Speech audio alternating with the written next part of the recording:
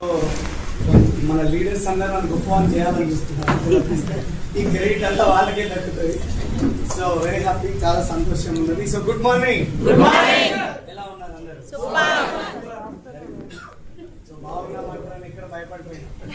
So super ఉన్నా అంటే బతికించాను. Very great, very great.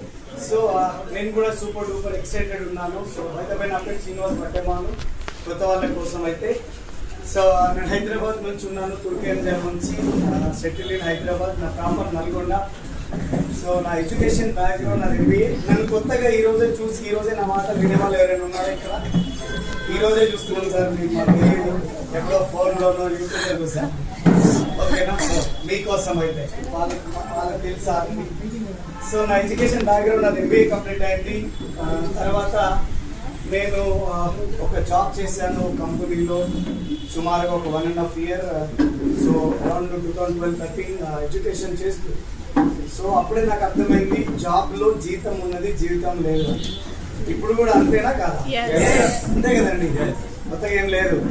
So ఎవరైనా జాబులు ఉంటే మంచిపోయి నన్ను ఏమన్నా లేదు, అది నా ఫీలింగ్ అంతే ఉన్నాయి. సో నాకు అనిపించింది ఎందుకు బిజినెస్ వైపు వెళ్ళిపోయినానంటే మా ఫాదర్ బిజినెస్. సో విలేజ్లలో చిన్న బిజినెస్ చేస్తుండే, కానీ ఎప్పుడు డబ్బులు ఉంటుండే మా ఫాదర్ దగ్గర. కానీ ఎవరింటికి, మా ఫ్రెండ్స్ వాళ్ళ ఇంటికి వెళ్ళిపోయిన ఎవరి దగ్గర డబ్బులు ఉండేవి కాదు. ఏదైనా డబ్బులు ఉన్నాయంటే వాళ్ళు ఏదో పని చేస్తుండే, జాబ్ చేస్తుండే, వాళ్ళు చేస్తుండే వాళ్ళు, కానీ వాళ్ళ దగ్గర డబ్బులు లేకపోతున్నాయి. నేను అప్పుడే డిసైడ్ అయినా జాబ్లో డబ్బులు లేవు, జీతం వస్తుంది, జస్ట్ బతకొచ్చు అంతే. కానీ జీవించాలంటే జాబ్తో సెట్ కాదు. సో ఇంకా వేరే ఏదైనా ఆపర్చునిటీ చూసుకోవాలా, బిజినెస్ ఇంకేదైనా చూసుకోవాలా. సో అట్లాంటప్పుడు నేను నా ఫ్రెండ్ ఒక అతన్ని కలిసి డ్రీమ్స్ గురించి ఎలివేట్ చేశాను. ఎప్పుడు 2013, 2011, 12 ఎలివేట్. నేను అప్పటికి జాబ్ చేస్తున్నప్పుడు డ్రీమ్స్ ఏమున్నాయి నీకు అని అంటే, డ్రీమ్ గురించి ఎవరైనా అడిగారు ఈ భూమి మీద అంటే అది నేను చిన్న ఉన్నప్పుడు స్కూల్లో టీచర్ అడిగాను. మీకు గుర్తుందా? నువ్వు పెద్దగా ఏమైతావురా అమ్మాయి, నువ్వు పెద్దగా ఏమైతావు అని చెప్పి కదా. అప్పుడు కూడా చెప్తుండే నేను. ఇప్పుడు చెప్పింది గంట తర్వాత చెప్పింది నెక్స్ట్ డే చెప్పలే, ఏది పడితే అది చెప్పేవాడిని. లాయర్, పోలీసు, డాక్టర్ అన్ని మనం ఏం చెప్తున్నాం. కానీ 20 ఏళ్ళు వచ్చిన తర్వాత మనం ఏం కాలేమని, నిజం కదా. సో నాకు తర్వాత మళ్ళీ ఆ డ్రీమ్ గురించి అడిగింది నా మిత్రుడు, నా రిలేషన్ అయినా నా మిత్రుడు అడిగిండు, నీకేం కావాలి అసలు ఈ జీవితంలో? పుట్టిన పాపానికి పోతూ వెళ్ళడం రోజు, కానీ ఎట్లా పోదాం అనుకుంటున్నావు అని చెప్పి. సో కానీ దానికి అబ్దుల్ కలాం అనేది పేదరికం అనేది నీ మైండ్లో ఉంటుంది. సో నీ ఏరియాలో ఉండదు, నీ మైండ్లో ఉంటుంది. ఇప్పుడు చూడండి, అందుకే ఆయన చెప్తాడు, పేదవాడిగా పుట్టడం నీ తప్పు కావచ్చు, కానీ పేదవాడిగా చచ్చిపోతున్నావు అంటే 100% నీ తప్పే. సో నాకు అది చాలా గుర్తుండేది. అయితే అతను ఆ డ్రీమ్ గురించి ఎప్పుడైతే ఆ మాట చెప్పిండో నేను కనెక్ట్ అయిపోయినా. సో అతనితో వెళ్ళి పని చేయడం స్టార్ట్ చేసిన. రైట్ వ్యక్తి, కానీ రైట్ ప్లాట్ఫామ్ కాదది. కానీ పని జరిగింది 8 సంవత్సరాలు. సో మళ్ళీ same as usual job satisfaction ఉంది, కానీ జాబ్ సాటిస్ఫాక్షన్ లేదు. లాస్ట్ చివరి వరకు చూస్తే డబ్బులే వద్దు అన్నారు, కానీ నేనే 14 లక్షలు 15 లక్షలు మైనస్లో వెళ్ళాను. సో మళ్ళీ చేస్తామా ఇంకా బిజినెస్ ని? దండం పెట్టేసి వదిలేసిన తర్వాత ఇంకేదైనా బిజినెస్ చేయాలంటే నా ఫ్రెండ్స్ అంతా చూడండి, నా జీవితంలో నేను ఏమి ఫిక్స్ అయిపోలేదు. ఇటు పోతే ఇటు పోయినా, ఇటు పోతే వీడు ఇటు పోయినా, ఇదే పని. చదువు కూడా అంతే. 10th అయిపోయింది, ఇంటర్మీడియట్ పోవాలా. ఫ్రెండ్స్ అందరు ఫోన్ చేసినాడు, ఏంద్రా ఏం పోదాం, HEC ఉండే వాడంటారు, HEC పోదామంట. మర్యాద ఘోరంగా ఉండదురా పోయి CEC ఓకే పోదాం పని. నువ్వేది 10 మంది CEC ఓకే, నేను కూడా CEC. అలా ఏముంటుంది, ఏం సంబంధం లే. ఈ గొర్రెలు తిని ఈ గొర్రెలు ఉంటారు. సో ఇప్పుడు కూడా అవి నడుస్తూనే ఉన్నాయి, అయిపోతున్నాయి. తర్వాత డిగ్రీ దగ్గరికి పోయినాం. బీకామ్ అన్నారు. బీకామ్ అంటే ఏంటి?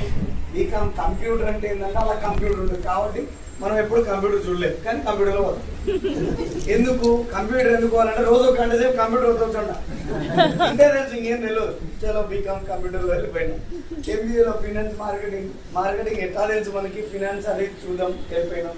ఆ మధ్యలో వదిలేసుకొని వెస్టీజ్లో వచ్చినాం. తర్వాత ముచ్చటది. సో ఆ బిజినెస్ అయిపోయిన తర్వాత నా ఫ్రెండ్స్ అందరూ ఉండి ఇచ్చోడా ఈ భూమి మీద డబ్బులు పెట్టకుండా డబ్బులు సంపాదించిన వాడు లేడు. వాడు ఎవడో నిన్ను మొత్తం మైండ్ అంతా ఖరాబ్ చేసిండు, నువ్వు ఇట్లా కాదు, మనం కొన్ని డబ్బులు వేసుకోవాలి, ఒక బిజినెస్ స్టార్ట్ చేయాలి. ఏం బిజినెస్? LED manufacturing unit. 2013, 2014లో అప్పుడే తెల్ల బల్బులు వచ్చినాయి, అవునా? అప్పటిదాకా ఎర్ర బల్బులు ఉండే, అప్పుడు తెల్ల వచ్చినాయి. సో అప్పుడు మేము ఒక అల్ట్రా వైలెట్ అనే ఒక నేమ్ క్రియేట్ చేసి bulbul company manufacturing unit start చేశాం. సో బాగా సాగింది, మంచి నడుస్తుంది. సో ఇంకా మ్యానుఫ్యాక్చరింగ్ అవుతున్నాయి. అప్పటికి ఇక పెళ్లి ప్రపోజల్ స్టార్ట్ అవుతుంది నాకు. సో అప్పటికి మన బిరుదులు చాలా ఎక్కువ ఉండే. వీడు ఏం ఫంక్షన్కి వెళ్ళిపోయినారంటే వాళ్ళ అమ్మ నాన్న ఏదో పని చేస్తారు, జోబులో 200 పెడతా ఖర్చు పెడతారు. ఏం చేస్తాడా వీడు అంటే 200 ఖర్చు పెడతారని చెప్తారు, అంటే ఏం పని చేయడు. సో ఇట్లా ఉంటుండే సిచ్యువేషన్ మన మీద. ఇంకా వాళ్ళ అన్న పని చేస్తే వాడు ఎత్తుకొని పోతాడు, వాళ్ళ కష్టానికే వీడు తయారై ఉన్నోడు. మనకు మా కాందంలో మొత్తం వీడి పేరు పడిపోయింది అన్నట్టు. అంటే వీడు ఏం చేయడు, కానీ చేస్తా అని చెప్తాడు. సో ఏ ఫంక్షన్కి పోయినా మనమే హాట్ టాపిక్ ఉంటాం. ఏదైనా జరిగినా కూడా ఆడ మనం నిలబడితే మనదే హాట్ టాపిక్ ఉంటుంది అన్న. ఎందుకంటే నువ్వేం పని చేయకపోతే నీ గురించే మాట్లాడతాడు కదా. కానీ నేను పని చేస్తున్నా, కానీ వాళ్ళు తెలియదు కదా. సో కాబట్టి నేను కూడా పెద్ద పట్టించుకునేవాడిని కాదు. నా పని మీద నేను ఫోకస్ చేస్తూ వెళ్ళిపోయేవాడిని. సో నా మ్యారేజ్ ఎప్పుడైతే సెట్ అయిపోయిందో, నేను బయటకు వెళ్ళిపోయి నేను మ్యారేజ్ చేసుకొని వస్తా అని చెప్పి నేను ఒక 3-4 నెలలు వెళ్ళిపోయాను. నా మ్యారేజ్ అంతా అయిపోయింది. సో ఆ తర్వాత నా కంపెనీ దగ్గరికి చూస్తే కంపెనీ లేదు, కంపెనీ లోపల బతుకులు లేవు. మరి ఏమైందిరా అంటే ఎవడు మాకు ఎవరైతే ఇస్తా అన్నాడో వాడు నెత్తిన చేయబెట్టి నువ్వు ఎత్తుకొని వెళ్ళి ఏంటిరా మరి నాకెందుకు చెప్పారు అంటే నువ్వు పెళ్లిలో హ్యాపీ మూడ్ లో ఉంటావు కదా, నీకు ఎట్లా చెప్పాలంటే ఇప్పుడు ఉంటాం రాసలే హ్యాపీ అని చెప్పి పరిగెత్తుకొని ఢిల్లీ పోయినాం. వాడు చెప్పిందని ఆడ పోయి చూస్తే అంతా నేను డిజైన్ చేసుకోలేదు. ఒక దగ్గర పోయి ఒక పని చేస్తున్నాం, అది కాలేదు, మళ్ళీ వేరే పని, ఇది కాలేదు, మళ్ళీ ఇంకొకటి. కానీ ఎక్కడైనా ఆగుతున్నామా మనం? నేను మీకు చెప్పొచ్చేది కూడా అంతే. ఇది ఏదైతే జరుగుతుందో మీ మంచికే జరుగుతుంది, ఏదైతే జరగబోతుందో అది కూడా మీ మంచికే జరగబోతుంది, ఏదైతే జరిగిందో అది కూడా మీ మంచికే జరిగింది. సో ఎక్కడ ఎవ్వరు కూడా ఏ విధంగా అయ్యో నాకే ఎందుకు ఇట్లా జరిగింది, దేవుడు ఎందుకు నా మీద పార్షాలిటీ చూపించిండు, ఇట్లా దేవుని తిట్టొద్దు. ఇది రాసుకొని వచ్చిన పుస్తకం, రోజు పేపర్ చింపేసుకుంటాం అంతే, మనతో ఏం లేదు. సో ఆ తర్వాత ఇవన్నీ వర్కౌట్ కావు, ఇంకా ఇవి కూడా పోయింది కదా డబ్బులు. సుమారుగా 38 లక్షల అప్పులోకి వెళ్ళిపోయినా. ఇంకా నాకు పడుకున్న 38 లక్షలే కనబడుతున్నాయి, లేచినా కనబడుతున్నాయి. అప్పులు ఎక్కువైపోయినాయి. అప్పులో ఇళ్ళకి రావడం స్టార్ట్ అయినారు. వాళ్ళకి చెప్పలేకపోతున్నా, నాకు అర్థమైంది. ఇంకొంచెం వాళ్ళు గట్టిగా మాట్లాడడం మొదలవుతున్నారు, ఇస్తావా సస్తావా కడున్నారు. నేను అప్పటికంటే ముందు మంచి సంపాదించుకున్నా. ఒక కారు ఉంది నాకు, ఒక ఫ్లాట్ ఉంది, సో మంచి బైక్ ఉంది, సో ఇంత బంగారం ఉంది, ఇవన్నీ ఉండే. సో ఇంకా ఈ బాధలకి పడలేక ఒకటి అమ్మడం, ముగ్గురి కట్టడం, ఒకటి అమ్మడం, 2 కట్టడం, బండి ఇవ్వడం, 2. నా ఫ్రెండ్స్ 2-3 వాళ్ళు డబ్బులు ఇస్తే కొన్ని తీసుకుపోయి డెలివరీ చేయించుకొని తీసుకున్నాను, నార్మల్ డెలివరీ. సో నా ఫస్ట్ పాప నేను శ్రీయుక్తి ఉంది. సో ఆమె తీసుకొని ఇంటికి వెళ్ళిపోయినా. ఇంక ఏదైతే అది అవుతుంది, ఇంతకంటే ఏమవుతుంది. అప్లోడ్ వచ్చేస్తే పీక్ అయితే పోయారు కదా, దాడేసుకొని కింది దూరం అయితే ఎవరు కదా అంటే 4 మాటలు అంటేనేమో ఫోన్లే ఏముంది లేదు అని చెప్పి ఇంటికాడ ఉండడం మొదలుపెట్టిన. ఒకరోజు 2 వీలర్ పైన వెళ్తుంటే లైఫ్లో టర్నింగ్ పాయింట్ అనేది ఉంటుంది. ప్రతి ఒక్క వ్యక్తికి ఓపిక బట్టి చూడాలి వసంత. సో నేను కూడా ఒకరోజు 2 వీలర్ పైన వెళ్ళిపోతున్నా, షార్ట్ వేసుకొని ఉన్నాను. నా ఫోన్ ఉండే అందులో, దానికి లబ్బర్ వేసిన అప్పటికే. సో ఉండే పోతుండే అదేమైతే ఫోన్ జేబులోంచి జారిపోయి కింద పడిపోయి నా 2 వీలర్ దానిపైన చనిపోయింది. రోడ్కి అతికిపోయినట్టు అయిపోయింది ఫోను. సో సిమ్ కూడా తీనికి రాలే. ఆ తర్వాత నేను ఇంట్లోంచి బయటికి వెళ్ళకపోతే ఎక్కడ వీడు సూసైడ్ చేసుకుంటాడో అని భయపడి మా అన్న వేరే వాళ్ళ దగ్గర బజాజ్ కార్డు తీసుకొని నాకు ఒక ఫోన్ కొనిచ్చి, ఇంట్లో ఉంటే వీడి మైండ్ పని చేయదు, పిచ్చి పిచ్చి ఆలోచనలు వస్తాయి, సో వీడికి జర ఫ్రీ ఉండాలంటే ఇంకో ఫోన్ ఉండాలా అని చెప్పి ఆ ఫోన్ తీసుకొచ్చి ఇస్తే, ఆ సిమ్ రావట్లేదు, ఎట్లా చేయాలంటే కొత్త సిమ్ తెచ్చుకోకపోయింది ఏముందంటే అప్పుడు బయటకు వెళ్ళిన. సుమారు 40 రోజులు నేను ఇంట్లో నుంచి బయటకు వెళ్ళాను. ఎవరికి ఇక్కడ ఛాయ్ రాపియాల్సి వస్తుందో, ఈ బ్రదర్ నేను ఇద్దరు కలిసి పోయి ఛాయ్ తాగినాక నా జేబులో చేయడం ముందు ఆయన ఇస్తే ఓకే, ఒకవేళ ఇడిస్తలే అని వదిలేస్తే నా దగ్గర పైసలు లేదు. అందుకు కాబట్టి నేను బయటికి వెళ్ళదు, ఎవరితో ఛాయ్ తాగను, నేను ఛాయ్ తాపాను. కాబట్టి 40 రోజులు వెళ్ళలే. ఆ ఫోన్ వచ్చిన తర్వాత 2 రోజుల తర్వాత బయట వెళ్ళి సిమ్ తెచ్చుకొని చేంజ్ చేసుకున్నప్పుడు నా ఫ్రెండ్ ఎవరిదైతే బ్లాక్ చేశానో ఆయన నెంబర్ అన్బ్లాక్ అయిపోయి ఆయన వెస్టీజ్ రెడీ అవుతుండు, ఫ్రెష్ అప్ అవుతుండు అని చెప్పి చాయ్ తాగండి సార్ అని చాయ్ బిస్కెట్ ఇస్తే తాగుతూ ఖాళీగా ఉండడం ఎందుకు. నాకు ఒక అలవాటు ఉంది, అది మంచిదో చెడ్డో, ఏదైనా ఒక పుస్తకం కనబడితే దాన్ని చదవాలని ట్రై చేస్తాను, అర్థం కాకపోయినా. సో ఆడొక ఒక బుక్ కనిపించింది, ఆ బుక్ పేరు ఐసా బిజినెస్ కళ అని ఉంది. ఇలాంటి వ్యాపారం ఎక్కడ సరే ఆయన వచ్చేవరకు వెళ్ళిన టైం పడుతుంది కదా, అలా ఇది నమ్మలేద్దాం కానీ 20 పేజీలే కదా అని చెప్పి చదివేయడం మొదలుపెట్టినా. అది అయిపోయిన తర్వాత నా మైండ్ ఓపెన్ అయింది, ఒరే ఇన్ని రోజుల నుంచి నువ్వు చెప్పిన బిజినెస్ ఇట్లుందా, నేను వేరే లెక్కగా ఆలోచించిన, ఇది ఎంత పాపం అయిపోయి సంవత్సరం టైం వేస్ట్ అయిపోయింది కదా అని ఆలోచించుకుంటాగానే రెడీ అయ్యొచ్చు. నా ముందు కూర్చొని పెన్ను పేపర్ ఎత్తుకొని రెడీ అయ్యిండు. ఆ పెన్ను పేపర్ నేను తీసుకొని ఉల్టా ప్లాన్ చెప్పిన, ఇట్లా పైసలు వస్తాయి, ఇట్లా పైసలు వస్తాయా. ఆయన నా ప్లాన్ ఏంటి తెలుసా, సంవత్సరం ముందు నుంచి చెప్పాలనుకుంటున్న బిజినెస్ ఇదే శ్రీనివాస్ నీకు అని చెప్పి అదే ప్లానింగ్, ఏ వేరే మాట లేదు. ఆ ప్లాన్ చెప్పించుకోలే, నేనే ఉల్టా చెప్పిన. ఓరి అమ్మ నేను ఆ రోజే కలిసి ఉంటే ఇంకా పెద్ద అవుతుండే కదా బిజినెస్ అని అన్న తర్వాత ఆధార్ కార్డు ఉందా, ఓటర్ కార్డు ఉందా అని అడిగిండు ఆయన. వెంటనే జేబులో ఆధార్ కార్డు ఉందని తీసి ఇచ్చా. 3,000 రూపాయలు అయితే ప్రోడక్ట్ కొనుక్కుందాం అన్నాడు, లాక్కొని జోలు పెట్టుకున్నాడు. బిజినెస్ అరే పిల్లకి పాల డబ్బాలు లేవు నా దగ్గర, పైసలు 3,000 యాడ్స్ ఇవ్వాలి. సో కాబట్టి నీ బిజినెస్ నీ కార్డు పెట్టుకుని ఆధార్ కార్డు నా జేబులో పెట్టుకున్నా, తీసుకున్నా. అరే పర్వాలేదా, నెల రోజుల టైం ఉంటుంది అంటే మళ్ళీ తీసి మళ్ళీ చేతులు పెట్టి, నెల రోజుల తర్వాత నువ్వు నెల రోజుల వరకు కొనుక్కోవచ్చు అంటే ఆమె ఇప్పుడు ఎక్కువ చలో జాయిన్ చేయండి. ఆ రోజు జాయిన్ చేసిన ముహూర్తం తిథి అంతా మంచిగా ఉండే. ఆ రోజు చాలా మంది తిథిలు చూసుకుంటారు, ముహూర్తాలు చూసుకుంటారు. నాకేం తెలియదు, ఏం రోజు చేయలేదో వాళ్ళే తెలియదు. ఓసారి మర్చిపోతాం, అప్లైన్ గుర్తు చేస్తాడు, పలానా రోజు దేని గుర్తు చేస్తాడు. సో ఆ రోజు షురూ చేసిన నా అప్లైన్, నా ఫ్రెండ్, నా బ్రదర్, ఆయన ఎవరు కాదు పురుషోత్తమ దాసు గారు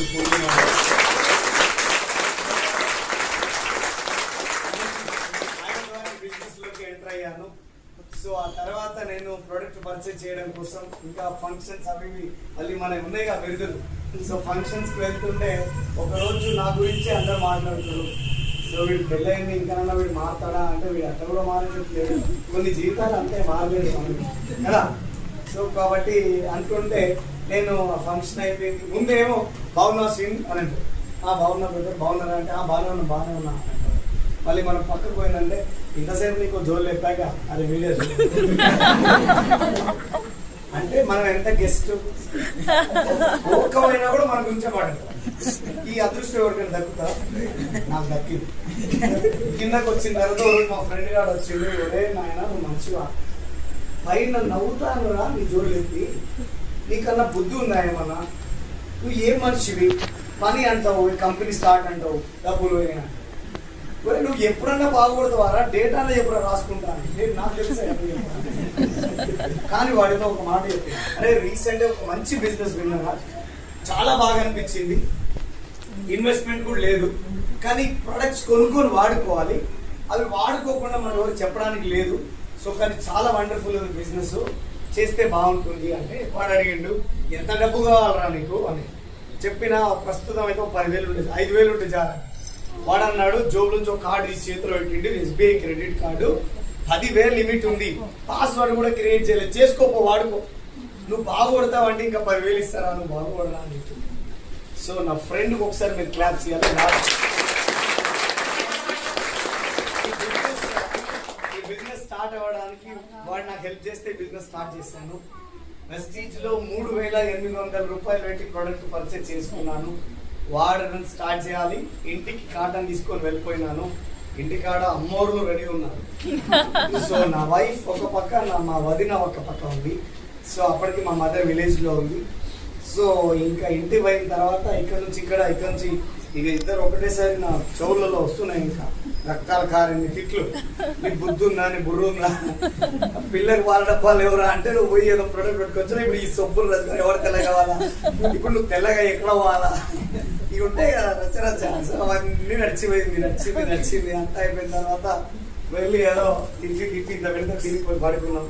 వాళ్ళందరూ పడుకున్న తర్వాత ప్రొడక్ట్స్ అన్ని బయట కంపెనీ ప్రొడక్ట్స్ అన్ని తీసి నీట్గా అటిక డబ్బాలో పెట్టి అటిక పైన పెట్టిన. పుసుకునేవి మంచి లేకపోతే మళ్ళీ వాళ్ళు కొడతారు కదా, అవన్నది సీడీకి అవుతుంది కదా అని చెప్పి కొత్త ప్రోడక్ట్ తెలీదు.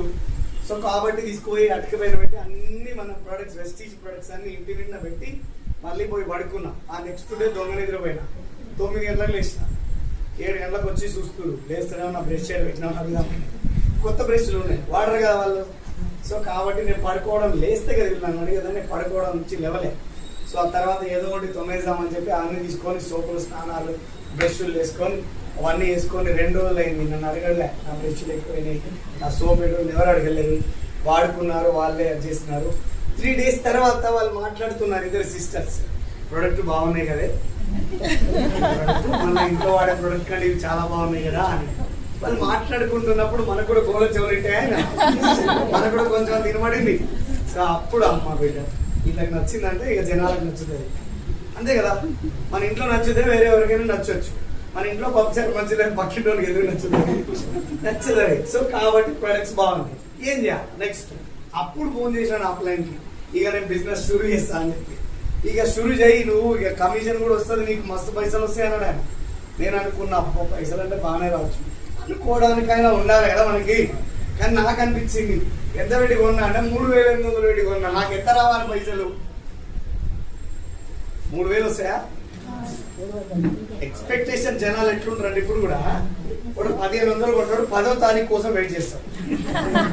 అది ఎప్పుడైతుందో పైసలు ఎప్పుడు కొట్టాలో చూద్దాం. ఆడ వచ్చేది 100 రూపాయలు వస్తాయి, వందే నేను 1,500 కొన్నా 100 వస్తుందా నాకు అంటాడు. అరే నీకు మెడ మీద తలకాయ ఉందా లేదా ఆయన. నేను కూడా వెయిట్ చేసిన ఆ రోజు ఎంత వస్తుంది పైసలు. నా ఫస్ట్ చెక్ బిజినెస్ నుంచి 164 రూపాయలు, ఎంత 164. నేను చాలా హ్యాపీ ఫీల్ అయినా, ఎందుకంటే 20 ఏళ్ల నుంచి కిరాణా షాప్ లో కొంటే దమ్మిడి పైసలు కూడా ఎవరు చేతులు పెట్టలే. Yes or no? కానీ ఒక్కసారి ప్రొడక్ట్ కొన్నందుకు కృతజ్ఞతా భావం 164 రూపాయలు రిటర్న్ వచ్చినాయి. మంచిదా కదా? మంచిదే కదా. సో మరి అందరికి ఎట్లా చెప్పాలి ఈ ముచ్చట? స్టేటస్ వెంటనే పోయి తీసుకపోయి స్క్రీన్ షాట్ కూడా స్టేటస్ లో పెట్టిన. ఇక జనాల కామెంట్ల వర్షం చూడాలా, మామూలు ఉండదు. గురువే నువ్వు మా కాండాలని, నువ్వు తోపుకానివి, నువ్వు హీరోవి, నువ్వు రాజువి అందరూ అనుకుంటారేమి, నువ్వు మారవాలా ఇంకేమన్నా. దానికి తోడు నేను చాలా పెద్ద డ్రీమర్ని. చిన్న ఉన్నప్పుడు ఈ బేబీ అంతా ఉన్నప్పుడే నాకు డూప్లెక్స్ అని తెలియదు అప్పటికి. ఎవరైనా నీకు ఏమరా డ్రీమ్ అంటే ఇంట్లోంచి మెట్లుంటే చూసా అట్లాంటి ఇల్లు కడతానని చెప్పేటోను. దాన్ని డూప్లెక్స్ అంటారని నాకు తెలీదు. సో కానీ నేను చెప్పేటోను జనానికి. కానీ నేను ఇంటర్మీడియట్ డిగ్రీలు ఉన్నప్పుడే నా డ్రీమ్ని నేను చూసుకోవడం నాకు ఇష్టం. మా ఇంట్లో ఇంత ఇంత ఇంత డ్రీమ్ చాట్ పెట్టుకొని దీంట్లో ఒక ఇల్లు, ఒక కారు, గోల్డ్ ఇవన్నీ పెట్టుకునేటోని. మా అమ్మకి బంగారు గాజులు చేపిస్తాను రాష్ట్రం. మా అమ్మ అంటది ఏదన్నా చూడదు అట్లుంటుండే. సో నా పెద్ద ఇల్లు కావాల అవి ఇవన్నీ పెట్టుకుంటుండే. మా నాన్న 2 సార్లు చింపేసిండు, దాన్ని చిన్నది ఇంత పెట్టా చింపేసిండు, 2వ సారి ఇంత పెట్టా చింపేసిండు, 3వ సారి ఇంత పెట్టా. చెప్పిన అప్పుడే ఈ చింపే ఈ గోడ మొత్తం ఇదే ఉంటుంది అని చెప్పిన. తర్వాత చింపలే, చిన్నదాంతో అయిపోతుంది, పెద్దది వస్తే మళ్ళీ మాకు ఇబ్బంది అవుతుంది, చింపలే ఆ తర్వాత ఆయన. సో అది నా డ్రీమ్ చాట్ ఉండే. ఆ స్టేటస్ పెట్టిన తర్వాత చాలా మంది అనేవాళ్ళు, నువ్వు మీ ఇంట్లో ఒక ఇల్లు బొమ్మ పెట్టావు కదా, ఈ 164 రూపాయలతో అది కట్టినాక ఏదన్నా మిగిలితే మాకు పార్టీ మర్చిపోకనట్టు. ఇది ఎటకారమా మంచిదా తెలియదా మనకి?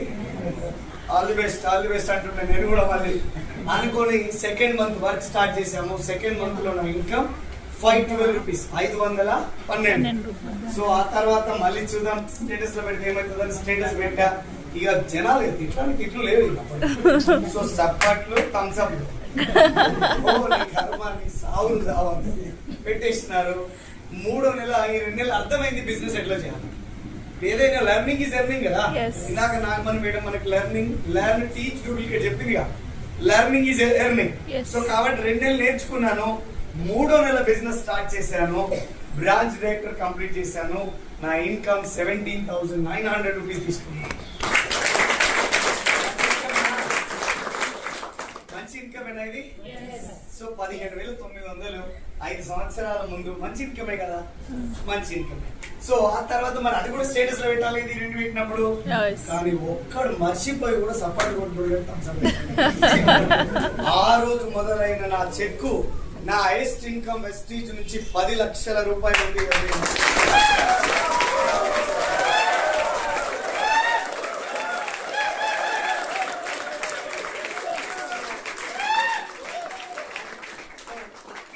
ఈ రోజు వరకు కూడా చెక్ స్టేటస్ లో పెడుతున్న ఒక్కడన్నా సపోర్ట్ కొట్టకపోతే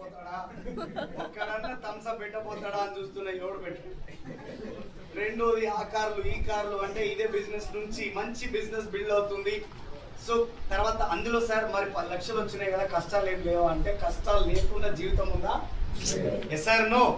ఈ జీవితంలో కాళ్ళు తడవకుండా జీవితాన్ని దాటిన వ్యక్తి కూడా కళ్ళు తడవకుండా జీవితాన్ని దాటలే. కష్టాలు లేకుండా ఏ వ్యక్తి లేడు. సో ఆ కష్టాలను ఎప్పుడైతే ఎంజాయ్ చేస్తారో, కష్టాలను ఎప్పుడైతే ఎంజాయ్ చేస్తూ పని చేస్తారో 100% లైఫ్ లో నీకు ఎదురు లేదు, నీకు సాటి లేదు. సో రెండో విషయం ఏమున్నదంటే ఏ విషయం ఏ రంగంలో అయినా మీరు పని చేయాల్సిందే. సార్ తీర కూర్చుంటే డబ్బులు రావు, నువ్వు ఎక్కడైనా కష్టపడాల్సిందే. రెండోది జనాల మెంటాలిటీ ఎట్లుంటదంటే నువ్వు కొంచెం బాగుపడుతున్నావంటే వీడు మావాడంటే, ఒకవేళ నీ దగ్గర ఏం లేదు అంటే వీడు ఎవడు అసలు లేడు అంటారు జనాలు. చేశారు. అందుకే శ్రీ నారాయణ రెడ్డి ఒక మాట అన్నాడు. ఏమన్నాడంటే ఎవడికి కావాలో ఓడిన వాడి సంజాయిషి, వాళ్ళకు కొట్టుకుపోయిన వాడికి లోకం జల సమాధి కడుతుంది, అదే ఒడ్డున చేరిన వాడికి లోకం వంగి సలాం కొడుతుంది అని. మన జీవితంలో పడిపోయినావు అంటే అరే అయిపోయిందిరా వీడి గుంతలేసి మట్టి వేయరు అంటాడంటే, గెలుస్తున్నావంటే నీ గురించి భజన చేయడం స్టార్ట్ చేస్తారు. సార్ మీకు తెలుసా, మీరు చూస్తున్నారా, మీ పిల్లోనికి మార్కులు మంచిగా వచ్చినాయి అనుకోండి, మీకు ఫోన్లు వస్తాయి 4 సార్లు. అవే మార్కులు రాకపోతే వాడేవాడే ఇంతకి మరి వెళ్ళినది డబ్బులే అనుకున్నాం. ఏ దాంట్లో కూడా పోటీ ఉంది. Yes or no? సో అలా ఈ వెస్టీజ్ లో వచ్చిన తర్వాత నా డ్రీమ్ కార్ కోసం పని చేస్తూ పోయాను. తర్వాత నా అప్లైన్ అన్నాడు, నువ్వు కారు కొనుక్కునే స్టేజ్ వచ్చావు, కారు కొనుక్కోవచ్చు. నేను మా నాన్న దగ్గరికి పోయి నాన్న కారు కొంటా అని. ఎవరు? నేనే. నీ జోకులు ఏమనంటే మీ అన్నతో వేసుకో అచ్చిపోయినా అన్నాడు. మా అన్న దగ్గరికి పోయి చెప్పిన, నాన్న నీ కారు కొనడానికి పోతున్నా. కారు ఎందుకురా, మనకి అప్పులు ఉన్నాయి కదా, అప్పులు ఉన్నా సరే కారు కొంటే అప్పులు భయపడతారని చెప్పిన. అంటే ఆయన మొత్తం మీద మా అన్న ఒప్పుకున్నాడు, కానీ మా నాన్న ఒప్పుకోవట్లేదు. నాకు 70,000 90,000 ఇన్కమ్ వచ్చిందంటే మా నాన్న ఒప్పుకోలేదు. బ్యాంక్ పాస్బుక్ ప్రింట్ తీసుకొచ్చి అంటే నేను నమ్మను రా, నువ్వు ఏదో కంప్యూటర్లో అన్నాడు. నేను వెస్టీజ్ లో డబ్బులు వస్తున్నట్టు కూడా నేను నమ్మలేదు. తర్వాత కారు కొందాము, నీకు నచ్చిన కారు కొంటా అని చెప్పిన. నువ్వు నమ్ముతలేవు కదా, నీకు నచ్చిన కారు కొంటా అంటే మారుతి, తర్వాత హుండాయ్, తర్వాత హోండా, ఇవన్నీ తిప్పిన తర్వాత లాస్ట్ ఆయన వచ్చిండు. నాకు ఏ కారు నచ్చింది, ఇంతకు అసలు నీకు కారు నచ్చిందా అన్న, ఏదైనా కారు కావాలో వద్దని కదా. ఆయన ఒకటే మాట చెప్పి నాకు చాలా సంతోషం అనిపించింది. రే ఏ కారులో నాకు తెలీదు, నువ్వు తెచ్చే కారు మన కారణాలు ఎవరు తేవద్దు, అట్లాంటి కారు కావాలి.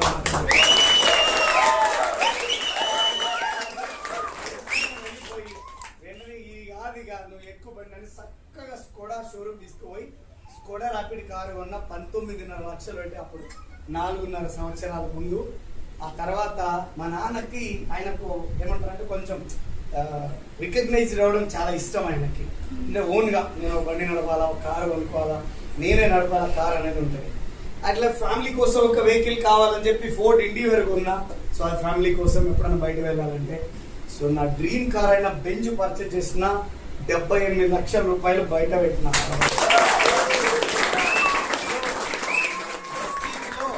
వెస్టీజ్ లో కళలు నిజం అవుతాయా అవవా? అవుతాయా అవవా? దొంగ మాటలు అట్లట్లయితే అనే ఛాన్స్ ఉందా ఇప్పుడు? ఉన్నదా? ఎందుకు? నిలువెత్తు నిదర్శనం మేము కనిపిస్తున్నాం. ఎసార్ను తర్వాత మరి అక్కడ పేపర్లో రాసా కదా, ఇల్లు సంగతి తెలవాలి కదా. మనం తెలంగాణలో మనకు కొన్ని నడుస్తాయి. ఏం నడుస్తాయి? ఏదో నాకు తెలియదు. సో నడుస్తాయి.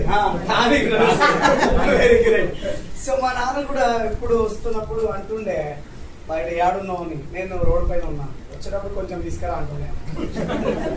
మన పరిస్థితి డబ్బులు లేని పరిస్థితులు కదా. సో కానీ చాలా ఇబ్బంది ఫీల్ అయినా. నా పాపకి పాల డబ్బాకు డబ్బులు లేవు నా దగ్గర ఒకప్పుడు.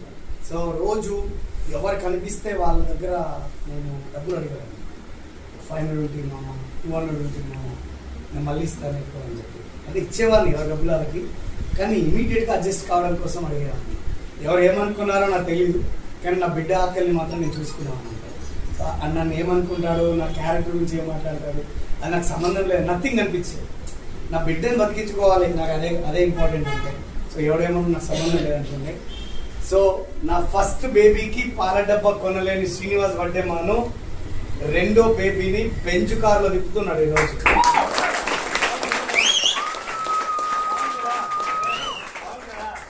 బాగుంటుందా? సో మా నాన్న ఆ రోజు అంటుండే పోయి ఈ డ్రీమ్ ముందుగా ఇలా 4 బెడ్రూమ్లు ఉండాలి, ఆఫీస్ ఉండాలి, అవి ఉండాలి కదా. లాస్ట్ కూడా డ్రీమ్ యాడ్ చేసిన బార్ కౌంటర్ కూడా ఉండాలంటాను, సినిమా థియేటర్ ఉండాలని. మా నాన్నతో ఎప్పుడు ఎట్లుండే, మా అమ్మతో తన రోజు అమ్మ అంటే చెప్పరా అంటే మన ఇంట్లో విత్ ఇన్ షార్ట్ పీరియడ్ లో ఇల్లు కొంటా, ఆ ఇంట్లో సినిమా థియేటర్ కడతా, ఆ సినిమా థియేటర్ లో నేను కూర్చోబెట్టి లెగ్ పీస్ అని అని చెప్పిన. మా అమ్మ ఏమన్నా తెలుసా, 2 చేతులు ఇట్లా పట్టుకొని మా అయ్యారా మర్చిపోయి ఇంకొకసారి అనగరా అంటుండే. సో నవ్వే ఏ రోజు కూడా నేను ఇబ్బంది పడలే ఇంటున్నాను. సో డబ్బులు లేని రోజులు ఇంటికి వెళ్తే 12 అయితే, మధ్యరాత్రి 12 అయితే నాకు ఇంటికి పోవాలని గుర్తొచ్చింది.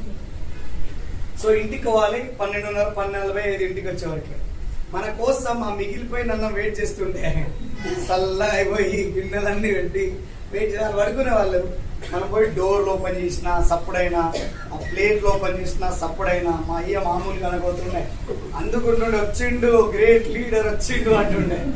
సో అట్లంటుండే. సో అలవాటు అయిపోయింది, కానీ ఏ రోజు ఫీల్ అవ్వలేదు. ఓ రోజు సడన్ గా మా ఫాదర్ తిట్టడం బంద్ చేసి పడుకుని పోయి లేపి లే అని చెప్పి లేదు పడుకున్నాను.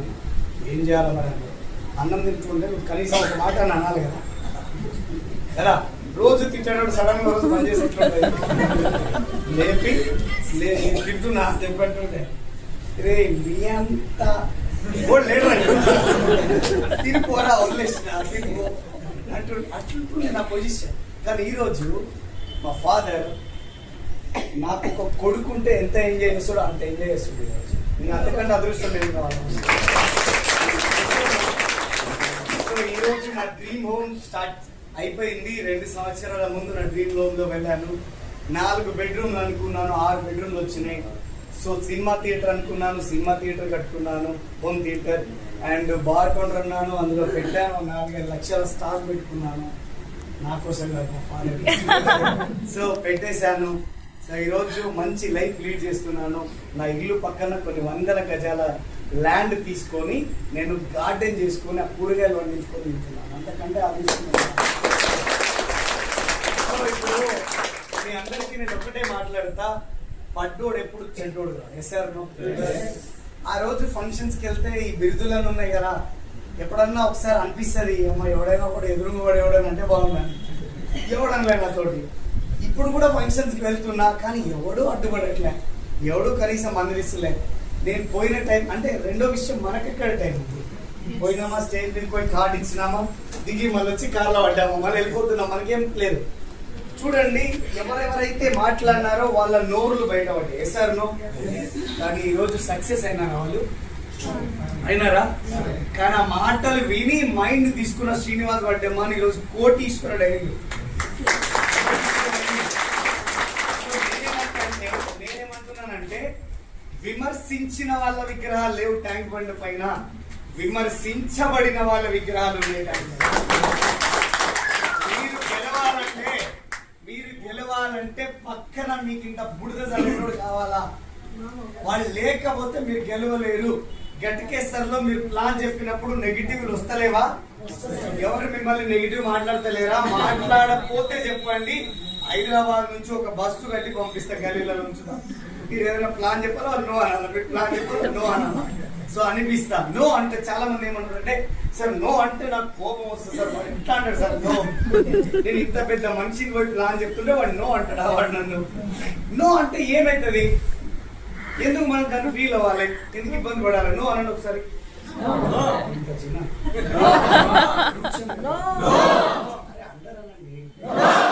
ఒక్కసారి గట్టిగా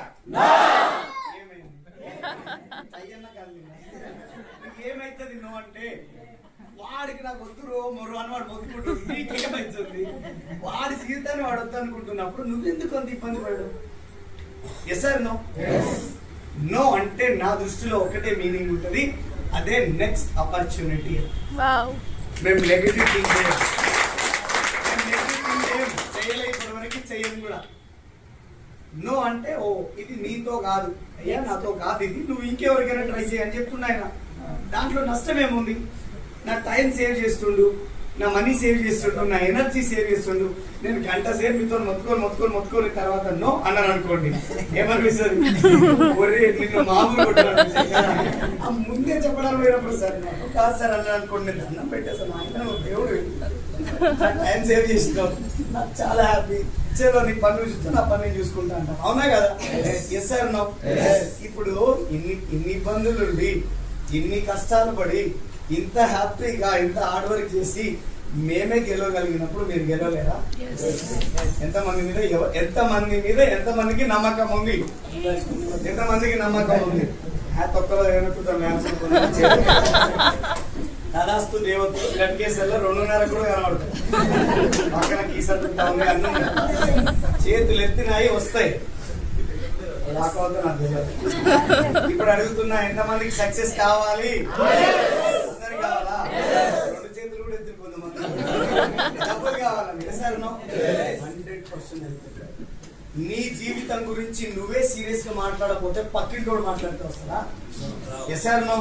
నేను బాగుపడాలని నేను మాట్లాడాలా, మా పక్కింటోడు మాట్లాడాలా? కానీ నమ్మకం కూడా ఉండదు. అన్నవు గారు ఒప్పుకోవే అయినట్లు నువ్వు అని చూడు, అయిపోయి పవర్ ఆఫ్ స్పోకెన్ వర్డ్. మీరు ఏదైతే మాట్లాడతారో అది నిజం 100% అయి తీరుతుంది. మీరు ఏదైతే మాట్లాడుతున్నారో నెగిటివ్, అది కూడా అయి తీరుతుంది. సో 100% అది కూడా అయి తీరుతుంది. సో పాజిటివ్ కావాలా, నెగిటివ్ కావాలా? పాజిటివ్. ఎవరు? నేనే. నిజమేనా? ఇప్పుడు నేను మాట్లాడుతున్నా కదా, నేను మీతో మాట్లాడుతున్నా, ఫస్ట్ ఎవరు వింటారు? అది నేనేనా? మీరు కదా వినేది. మీరా నేనా? నేనా మీరా? నాకు అర్థం కాదు. నేను మాట్లాడే మాట నేనే వింటానా? నేచర్.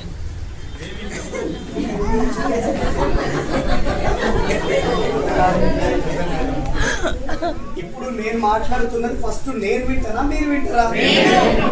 నేనే వింటానా? సార్ కన్ఫ్యూజ్ చేస్తారు.